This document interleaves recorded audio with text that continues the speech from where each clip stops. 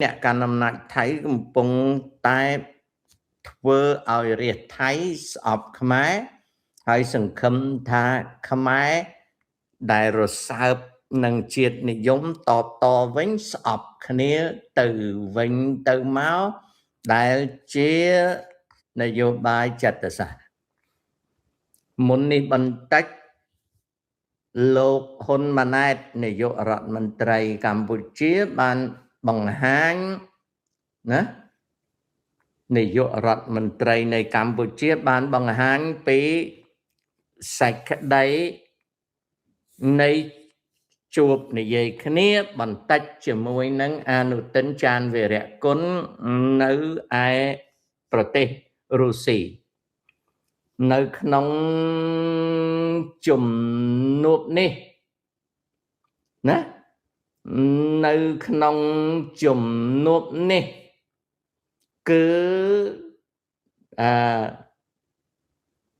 ហ៊ុនម៉ាណែតបានបញ្ជាក់ប្រាប់អនុទិនចានវីរៈគុណអំពីជំហររបស់កម្ពុជាដែលគ្មានត្រូវការបង្កចម្បាំងជាមួយថៃអនុវត្តដោយសន្តិវិធីលើព្រំដែនគោកឈរលើយន្តការ GBC RBC LBC និង JBC ជាដើមចំណែកឯលើដែនសមុទ្រលោកហ៊ុនម៉ាណែតបានបញ្ជាក់ប្រាប់អនុទិនចានវីរៈគុណច្បាស់ថាអនុវត្តតាមនីតិវិធីច្បាប់សមុទ្រអន្តរជាតិ UN clause តាមបែបបទនៃ compulsory conciliation ជំហររបស់កម្ពុជាគឺអត់ត្រូវការបង្កសង្គ្រាមកម្ពុជាគោរពបទឈប់បាញ់នេះគឺជាអ្វីដែលលោកហ៊ុនម៉ាណែតគាត់អធិប្បាយអ្វីដែលលោកហ៊ុនម៉ាណែតក៏អធិប្បាយគឺដូចជាបង្ហាញប្រជាជនថៃថាចិត្តសាស្ត្រនយោបាយរបស់អ្នកនយោបាយថៃមិនធ្វើឲ្យខាងកម្ពុជាធ្លាក់ចូលទៅក្នុងអន្ទាក់ដែលបង្កការរស់រឿងចំពោះកម្ពុជាតទៅទៀតទេនេះគឺជាលក្ខណៈអញ្ចឹងជំនួបដែលតែងតែថៃតែងតែយកមកបង្កើតជាសាច់រឿងចិត្តសាស្ត្រដើម្បីអូសទាញឲ្យលោកហ៊ុនសែនចាប់ក្បាលម៉ៃក្រូហ្វូនឬអូសទាញឲ្យចលករជាតិនិយមឆ្អិនឆ្អៅនៅកម្ពុជានឹងតបតទៅវិញគឺជាឧបាយកលដើម្បីបង្កទំនាស់អញ្ចឹងសូមឲ្យបងប្អូនខ្មែរយើងមេត្តាយល់អំពីឧបាយកលរបស់សៀមដែលចង់ឲ្យរាជសៀមស្អប់ខ្មែរដែលចង់ឲ្យខ្មែរទៅស្អប់សៀមណាអូខេការដែលចង់ឲ្យខ្មែរស្អប់សៀមសៀមស្អប់ខ្មែរនេះគឺជាឧបាយកលរបស់អ្នកនយោបាយទេ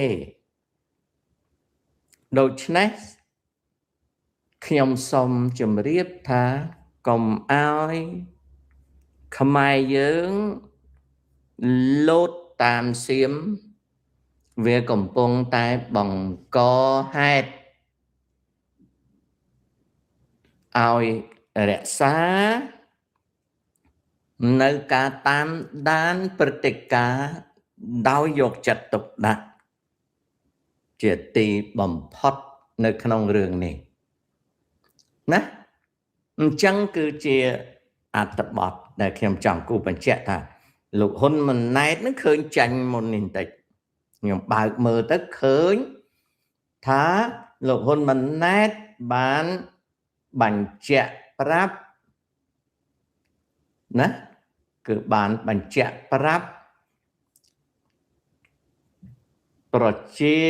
ជនខ្មែរយើងឲ្យដឹង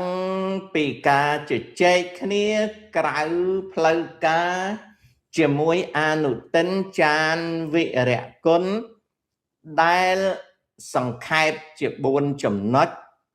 កម្ពុជាប្រកាន់ជំហរដោះស្រាយបញ្ហាព្រំដែនជាមួយថៃដោយសន្តិវិធីនិងស្របច្បាប់អន្តរជាតិពាក់ព័ន្ធនឹងព្រំដែនសមុទ្រកម្ពុជាអនុវត្តច្បាប់ UN Clause ពាក់ព័ន្ធនឹងព្រំដែនគោកកម្ពុជាជ្រើសរើសយកការដោះស្រាយតាមយន្តការទ្វេភាគី JBC ពាក់ព័ន្ធនឹងការបើកព្រំដែនកម្ពុជាអត់និយាយរឿងនឹងជាមួយនឹងថៃទេដូច្នេះមិនបាច់ចាំថៃលើកយករឿងនឹងទៅកែច្នៃដើម្បីបង្កើតបញ្ហាទេណានេះគឺជាសម្ដីរបស់នាយករដ្ឋមន្ត្រីហ៊ុនម៉ាណែតដែលខ្ញុំគិតថាធ្វើត្រឹមត្រូវខ្ញុំគិតថាការធ្វើនេះគឺត្រឹមត្រូវនឹងចឹងណាមេងហួរតើកម្ពុជាអាចទាមទារដីពីសៀមវិញបានទេការទាមទារតវ៉ាត្រូវការពេលវេលានិងការខិតខំគ្មាននរណាអាចនិយាយតាមរបៀបគ្រូហោរាទស្សទាយទេចៅចូលចៅ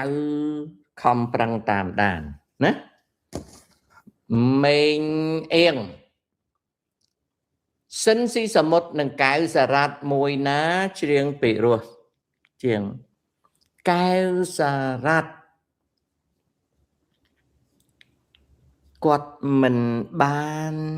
មួយចំណិតរបស់លោកសិនស៊ីសមុទ្រទេ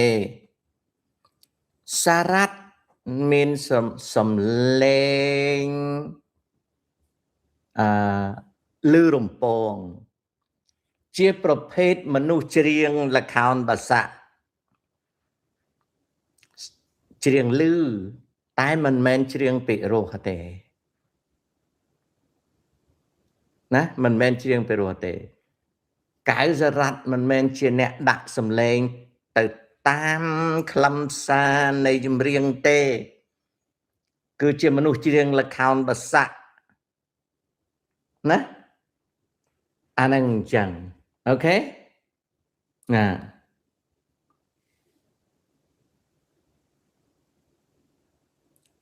ណាអានឹងគឺជាណាជាលក្ខណៈដែលវាកើតឡើងណាជាលក្ខណៈដែលវាកើតឡើងវាមិនមែន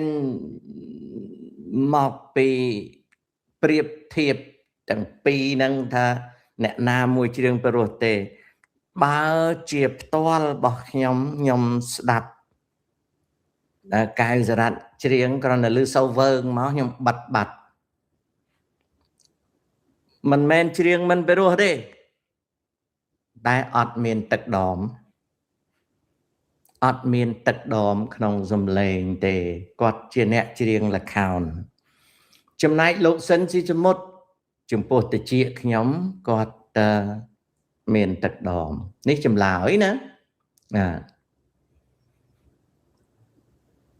រវាងលោកតាអង្គុយមើលសៀវភៅរាប់រយទំព័រនិងមកធ្វើបទបង្ហាញឲ្យប្រិយមិត្តស្ដាប់ហើយខ្លះមកខមមិនកោលោកតាតើតាស្រឡាញ់មួយណាការអានសៀវភៅគឺជាការប្រមូលព័ត៌មាននិងចំណេះការធ្វើ live show គឺជាការបញ្ចេញព័ត៌មាននិងចំណេះមួយបញ្ចេញមួយបញ្ចូល គេអត់ដែលសួរបើកទ្វារដើរចេញហើយដើរទ្វារដើរចូលចិត្តមួយណាទេគេក៏អត់អាចនឹងនិយាយថាពេលបរិភោគអាហារហើយនឹងពេលជួអាចឬក៏ឈឺនោមនឹងមួយណាល្អជាងទេហាន់សិងគេអត់ដែលសួរអញ្ចឹងទេកូនដកដង្ហើមចាញ់និងដកដង្ហើមចូលក៏គេអត់សួរអញ្ចឹងដែរមើលទៅឃើញអ្វីហើយបិទភ្នែកគេអត់ដែលសួរអញ្ចឹងទេអូខេណាកូនណាអញ្ចឹងសួរហ្នឹងវាមិនប្រក្រតីណាដែលខ្មែរយើងគេហៅមិនធម្មតាមិនធម្មតានៅក្នុងសម័យខ្ញុំប្រែថាអត់គ្រប់ទឹកឬក៏អត់សុខភាពល្អទេតែឥឡូវហ្នឹងគេថាមិនធម្មតាហ្នឹងគឺល្អពីដើមគេថាមនុស្សហ្នឹងអត់ធម្មតាមានន័យថាមនុស្សហ្នឹងកាចចោលឈួតគួរឲ្យសង្ស័យបានគេហៅថាមនុស្សមិនធម្មតាណាហ្នឹងចឹងលោកតាវិទ្យាសាស្ត្រពិតជាអាចដើរក្នុងការទស្សន៍ទាយអនាគតបានពិតមែនឬទេខុសសំណួរខុសវិទ្យាសាស្ត្រអត់ដែលទស្សន៍ទាយទេវិទ្យាសាស្ត្រ